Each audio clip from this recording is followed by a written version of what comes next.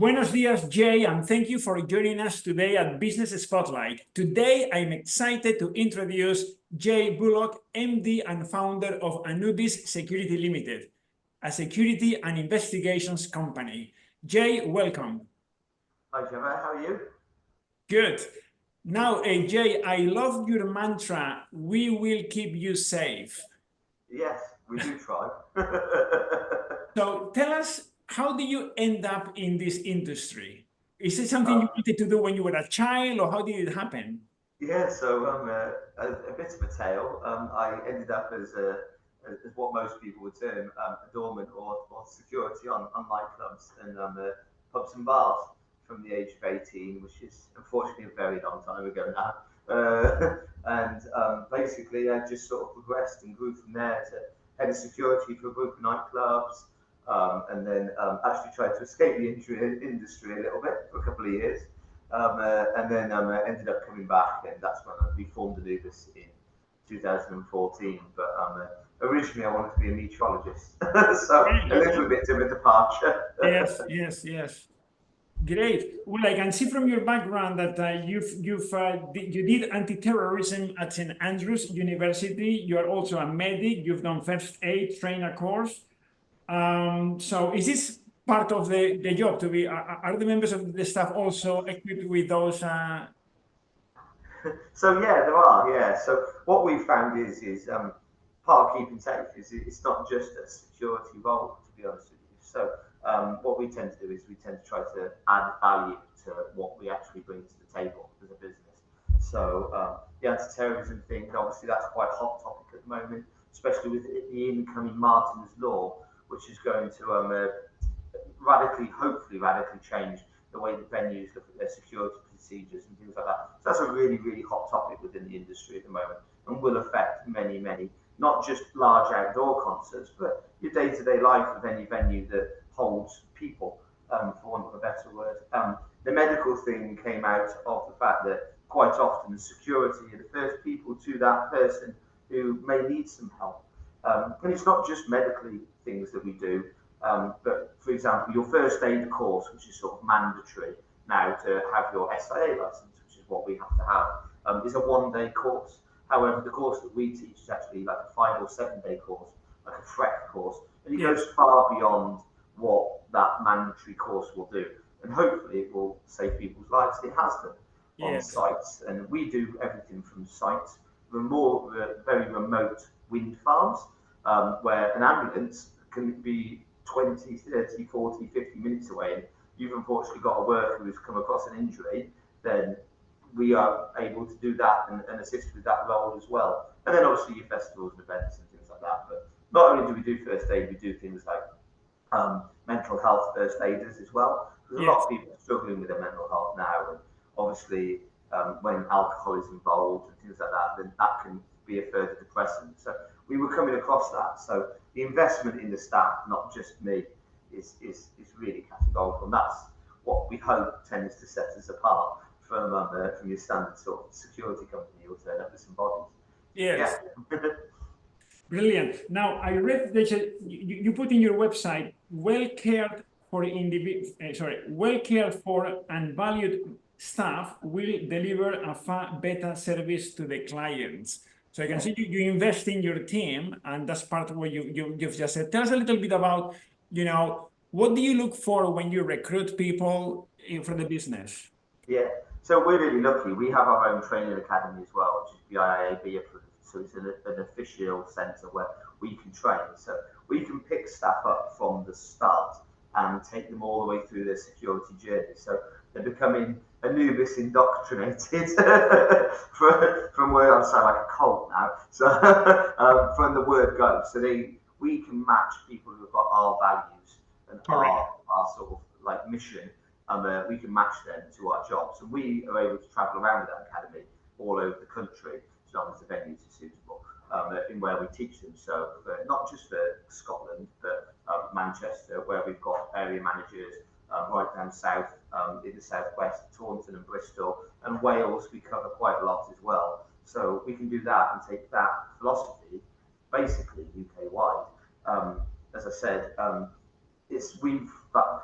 if you've got somebody who's happy at their work, it's a fairly standard, it's a fairly easy thing to Yes. know that they're going to give you a better service. Whereas if you've got somebody who's miserable there and only there because they have to be, they're not going to care as much. And Yeah. we took that on fairly early because I've come from those grassroots. If I'm miserable somewhere, I'm Yeah. not as good at my job or Yes. concentrate as much or care as much as if I feel that I'm valued, well cared for, stuff like that, which is where the little things that we do, like Employee of the Yes. Month, comes from, where they actually get a little monetary bonus. It's an Yes. actual, it's not a certificate, it's an actual, you've done so well, have some extra pennies, and we find that motivates everybody. And we've got a really good management and supervisory training scheme where we bring people up from those grassroots, starting with us, all the way through a dedicated supervisor and management scheme. And people end up in, fortunately, black is our management colours, so people end up in our black management colours, and they hopefully stand there and like, how did this happen? Yes. Yes. Now, you mentioned values. What are your core values? So our core values are really, they're based around, the main one is integrity and respect between us, clients, people that we interact with on a day-to-day basis. We treat people how we would like to be treated ourselves. And one of those things goes all the way through to our clients is our staff booking and rotoring system, for example. It's pretty unique. It's a brilliant product called Guardhouse. It came from Australia. We can actually open that for our clients to see. So they know if our guard is on site, like exactly the same time we do. They can actually see them because they're geotagged. So whilst they're on shift. So it's that sort of transparency that leads into the integrity that really makes a difference, because there is no pulling the wool over anybody's eyes, because we are so open and honest with our clients, basically. Yeah. Yeah. Um, Tell me, you were before COVID, during COVID, and survived COVID, and the Yeah. hospitality sector got hit pretty badly. Tell us, how do you get through COVID? What lessons do you learn? Do you have to pivot your business? Yeah. So prior to COVID, we were quite dominated into the event sector. We were really large in the festivals and event sector, and we've grown significantly since COVID as well in that sector. But as you can imagine, 2 years with no events, no pubs, no clubs, it was an extremely hard time for us. And on reflection, and I don't mind being open and honest, because I think that's what I believe in, is we were really close to shutting the doors early on. Like, we were in serious trouble. Our business had just had basically disappeared completely. However, we were I would like to say lucky, but I also believe you made your own luck to a certain extent. Because of all of our policies and procedures and all of our accreditations, like we're an ACS approved company, which is, there's only about 700 security companies in the UK which are SIA approved. So they come in and they audit us once a year. And it's a constant audit process as well. We'll see their investigations officers in our office and stuff like that all the time. And it's really good because it means that we are a fit and proper company. It allowed us to jump onto other things like static and man guarding with the government. It allowed us to deliver COVID centres, the security around those. So all those things that we worked really hard with the accreditations came to fruit and came to bear, because it allowed us to pivot the business slightly and go into static and man guarded, which subsequently allowed us to keep all of our staff, which are usually our event staff. We knew they were good, so out they went, and it was just a generally really good time for the business. And I don't like saying that because so many people suffered during it, and unfortunately still are from the effects of COVID and the lockdown and all that sort of stuff. But for us, when we pivoted into that static man guarding area, it really did help, and it kept us afloat. Yes. And it was thanks to all the work that we've done previously and all the legitimacy around that surrounds the business, with all the, like, the ACS and the safe contractor and all of that sort of stuff. Yeah. It allowed us to change completely. So. Okay, very good. And what's some of the biggest learning you've had since being a business owner? People aren't going to like this, and I'm going to be honest, because I know there's a there's a craze on, like, social medias and stuff where people think stuff may or may not come a little bit easy. Yes. Hard work, dedication. Looking back on my career and building ANUBIS, I gave everything to it. I missed time with I missed time with loved ones. I missed time with my friends. I missed Yes. time with my family. Yeah. All for this. Was it worth it? Yes, because I can now look after all those people so much better than I could have doing it. But all it was 80-hour weeks, like working in the rain, snow, wind. Because I still am operational. Like you'll see me at events and Yes. things like that, and I'll never ask a member of staff to do something that I never have done myself, or I'm still not willing to do it. So all it was dedication, hard work, and I suppose looking back on it, I surrounded myself very early on with a really good team. My finance manager and some of my other managers have been with me since almost the word go. Like the first instance of we went out, and picking good people to be around you is definitely a skill that all managers have, no matter what level, and, Yeah. and making them feel valued, which gets more out of them, etc., etc. So yeah, unfortunately, hard work and judgment, and I do like a saying, like the most successful NBA basketball player misses more than 50% of the time. So don't take a loss or something going wrong as a bad thing. Take it as a learning opportunity. Yeah. So like something's gone wrong, good. You'll Yes. learn from it. You won't make the same mistake again. Yes. So yeah, just keep working, being open and honest with your clients, and just keep going on basically, and Yeah. to the staff if possible. Yeah. That reminds me what you said about, when things go wrong, the mantra of Nelson Mandela, who said, I don't ever lose. I either win or learn. Yeah, definitely. And the other one, sorry? Yeah, it's a brilliant mantra, Yeah. and as long as you do that, Yes. and then like making a mistake once is a Yes. mistake. Making it twice is now getting a little silly. Yeah. Any more than that, and you're Yes. there. But personal responsibility as well. If something goes wrong, hold your hands up. Yeah. Nobody is perfect. Everybody will make a Yes. mistake. I'm really sorry. I've got that completely wrong. My staff have got that incorrect as well. I want to retrain them because I believe in them, etc., etc. And this is what we're going to do to improve. And as long as you give that to a client, this is what a clear roadmap of how you're going to make that situation right, then chances are then they're willing to accept that. And it's the only way you can deal with it, because I'm not going to ever lie to a client and tell them I'm going to be perfect. That will lose the I'm very close.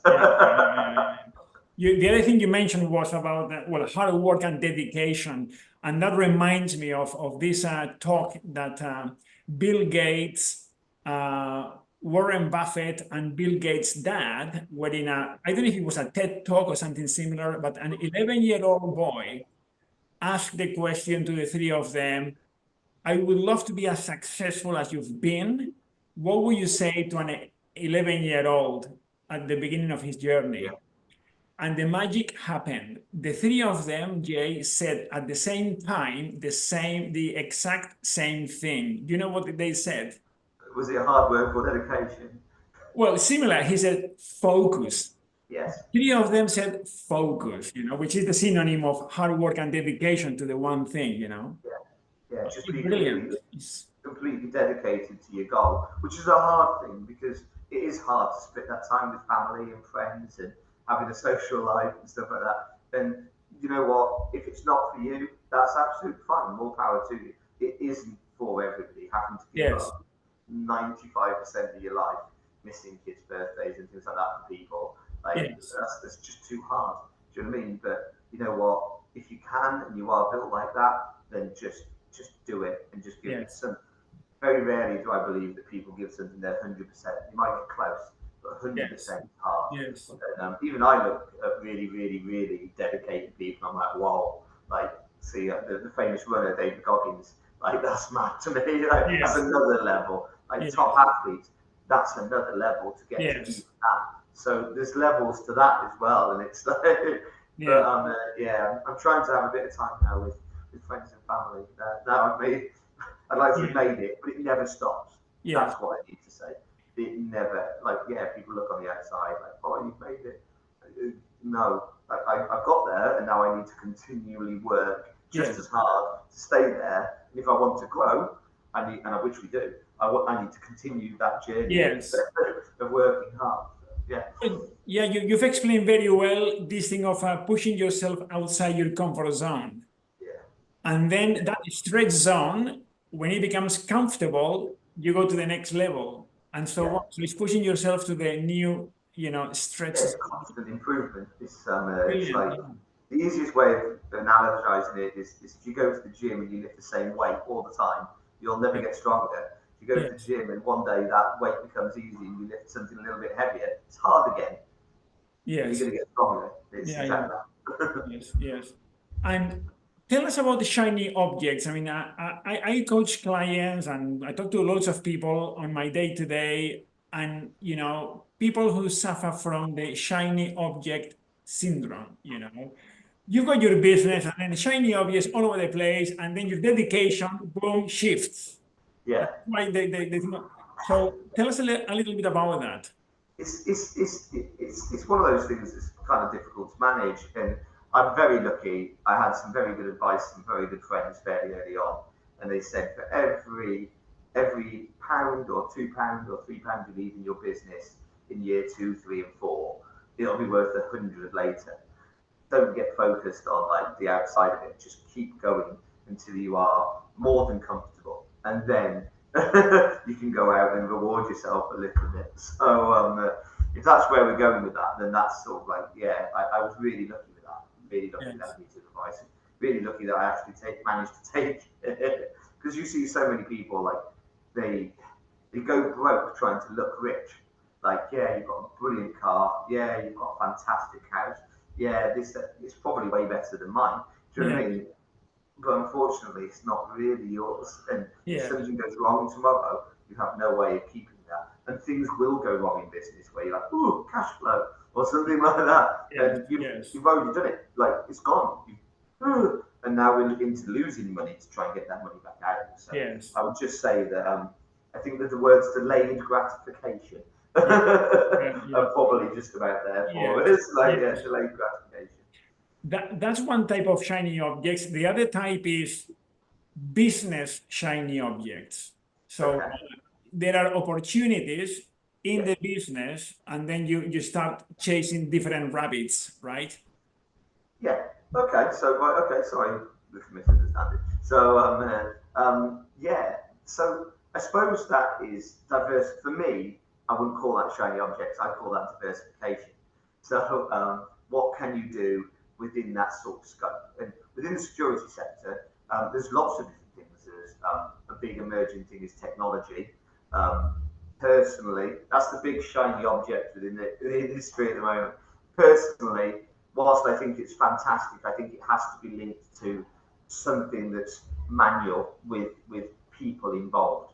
I say to a lot of my clients who look at CCTV cameras and things like that, that's fantastic on your remote and rural wind farm. Yes, it will be slightly cheaper than an actual person will be, and there'll be a less onerous on the welfare of that, obviously, because it's a camera.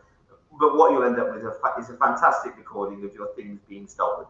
And unfortunately, where we are now, if you don't believe that that person doing said stealing has changed their number plate and got a mask on, you're getting a fantastic recording of your stuff being stolen, and that's it. End of. And all that's going to do is increase insurance premiums. How much is it going to increase it by? Depends what's stolen. Was it actually just cheaper to get a person involved in the first place? So shiny objects for that at the moment is that technologically field within the security industry.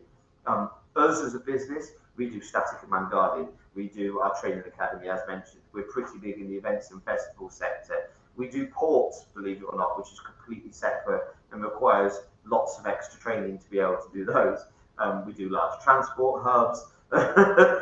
We do close protection, but we don't really advertise it because it's what a strange world, close protection. Yes. If you advertise it, you're probably not doing it right. Because I want my clients to go with as much like not being known who they are, then as possible. So I'm not going to put a picture of that on my website.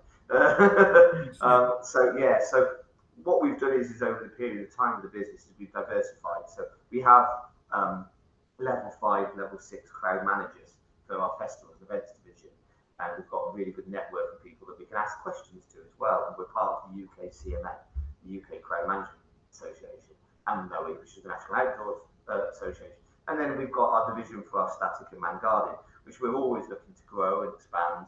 And we've got people who are experts in that, ex-police officers, things like that, who really understand that static and man guarding role. And then we've got close protection officers who really are quite active in that, ex-military experience, done it for a long time. And then obviously we have like lots of other little bits that go into stadium, football stadium. So we've got level 5 stadium managers within our business. Ports, we've got PFSOs, port facility security officers. So it's really about, if you want to go into that shiny object field over there, which is the next new thing, it's about being able to actually stand on your own 2 feet and understanding it before you dive in, and having that qualification and background, rather than sort of like just saying, oh yeah, we do that, and you actually haven't quite got it. So that's all I'd say. Diversify because it spreads risk to any business. Diversify because it spreads risk. However, make sure the field you're going into, then you understand properly and have some sort of formal qualification training behind you in order to back that up. Okay. Now, you mentioned before you've done provided the security for the royal weddings, 2 royal weddings. Was it a nerve-wracking? I mean, it's quite a responsibility, a national responsibility, really. And tell us a little bit about that. Yeah, so we obviously we do so many events around the country. We see I suppose we get a little bit blasé about some of the things that we do, and we see it as just another event. And if you begin to see it somewhere else, I believe it can sort of skew your attitude. Whilst it's incredibly important and incredibly high profile, I treat all my clients the same as that. Like, there's no difference between the way I would behave and act and take a team to that as a small 1,500 capacity event or festival. Obviously, the planning is far larger because of like all the activities that could go around that, and the planning takes a considerably more amount of time. But it was an honour to be there. We've been to a few bits and pieces like that, and it was an honour to be there. It really was, and it was a fantastic day because it was a hot summer's day as well. A lot of people had strawberries and ice cream and stuff like that. It was just genuinely a pleasure to see so many people out there supporting that and just having a really, really good time. But in terms of that, then for us, it's not particularly different between the weekend we had just there. We delivered a 10,000 capacity event down in Brighton, and at the same time we had a 10,000 capacity event in Elgin, which is pretty much the far north of Scotland, and we had 2 of our stadia running, which saw us put 700 staff out to that. That was a big challenge because you've got to have experts in order. So but it's a very interesting line of work. We see some amazing things, and we really do. The Royal Wedding was probably one of the highlights, along with COP26. The climate change conference. And something very, to be proud of, really. Definitely. And the staff did an amazing job. And I quite often hark on. I suppose there's another little bit of business thing there. Is sooner or later the business doesn't become new. I'm not ANUBIS anymore. At the start, I certainly was, but for a long time now, I'm not ANUBIS. Do my clients know me? Yeah. Do I do client visits quite often? I certainly do. But I don't represent us on a day-to-day basis. My staff do, which is why they're so important to me. They're ANUBIS now. They're the ones with the brand on, speaking to and interacting with the general public and customers. And once you get over that, because we see quite a lot of egos in business, unfortunately, just kill it outright. No, you're good, that's absolutely fine. But chances are you're not the thing that's important. It's everybody surrounding you. That's doing the job for you. No, you mentioned you've talked about processes, procedures, team, which are ingredients to building a robust business, having the system that runs the business and the team that run the systems. So that's brilliant. You mentioned before you worked up to 80 hours a week. Yeah. How many hours a week do you work at the moment? if you count having my phone on and being ready to have to deal with an issue, then 24/7 pretty much, it very rarely gets blocked out. And it's just a foreboil of what it is. I do have a fantastic management team right now, and they do take a lot of the pressure off of me. But just that weekend there, again, like I said, we were a little bit well, we weren't short on management team, but I went out and led one of the teams down in Brighton. So I pulled, when I got there on a Thursday, I did an 8 till 2 a.m. Friday I did the same, Saturday I did the same, Sunday I did the same, and and then drove some of the way home. So some significant hours in there. And then obviously all the planning and procedures that go into it. So it never really stops. If I wanted to now, could I put it down? Whereas before I couldn't.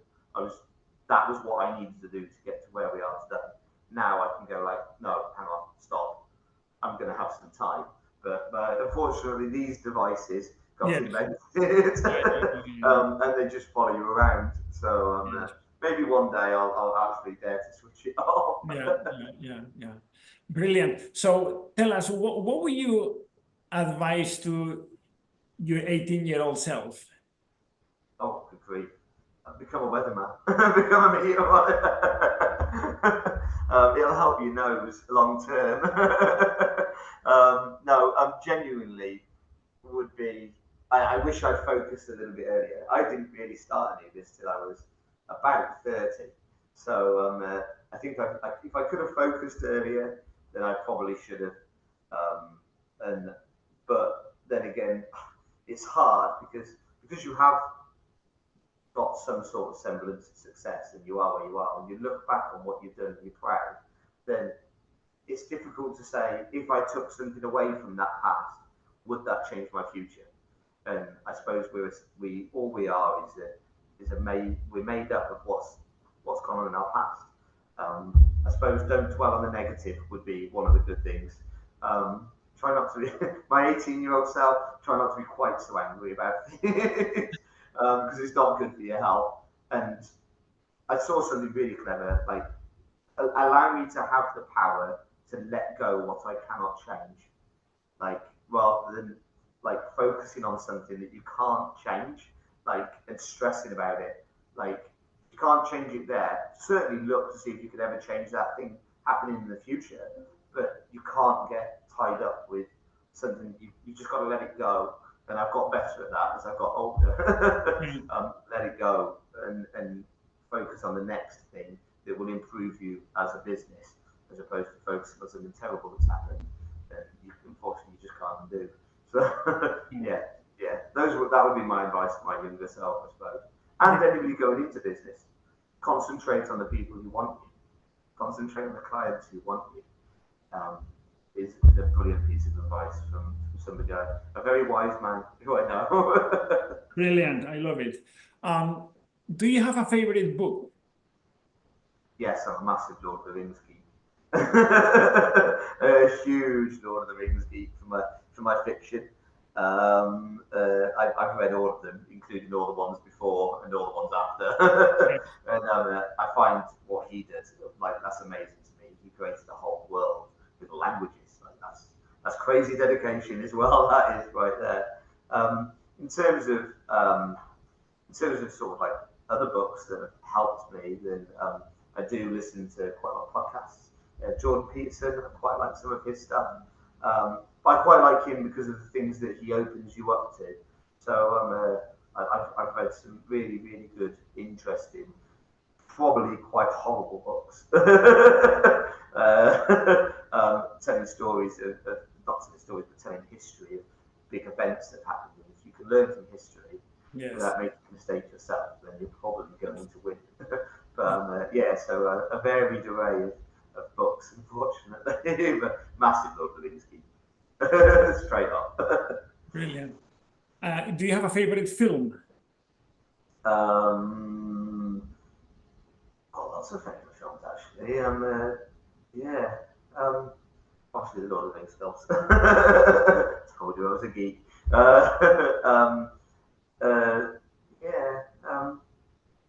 Pulp Fiction. I suppose I'm showing my age now, but I found that the way it cut about with its narrative was really clever. Like, hang on, John Travolta's just died, and it's like Act 1, but then he's there for the rest of it. That's super smart.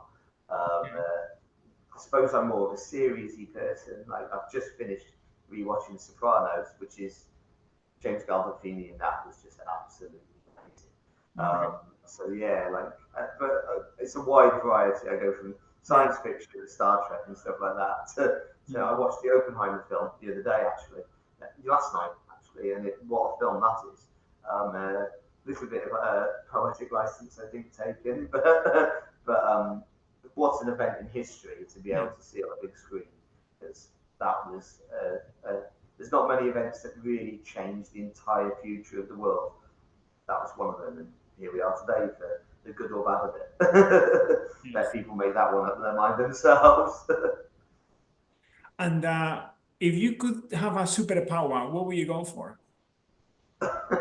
Oh God, I wasn't expecting that one. You've absolutely thrown me. Well, in the job you have, the industry you're in, it might become handy, I need to being be invisible, being invisible.